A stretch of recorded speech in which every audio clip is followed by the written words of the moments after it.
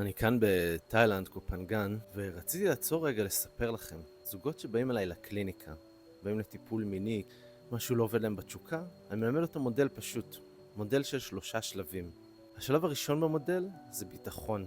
על מנת שיהיה לנו מיניות, אנחנו חייבים להרגיש ביטחון. עכשיו, הביטחון בזוגיות הוא הרבה פעמים מתערער בגלל חציית גבולות. הרבה פעמים זה אפילו חציית גבולות עצמית. כשאני עושה משהו שאני לא רוצה, אני חוצה לעצמי את הגבולות. השלב השני במודל זה אינטימיות. זוגות שלא מייצרים אינטימיות, שאין להם קרבה, זמן אחד עם השנייה, שהוא עם מגע, שהוא קרוב, שהוא שקט. אז אחרי הביטחון אנחנו בונים את האינטימיות חזרה.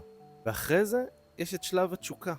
ותשוקה היא בנויה ממסתורין, שאנחנו לא יודעים מה הולך לקרות.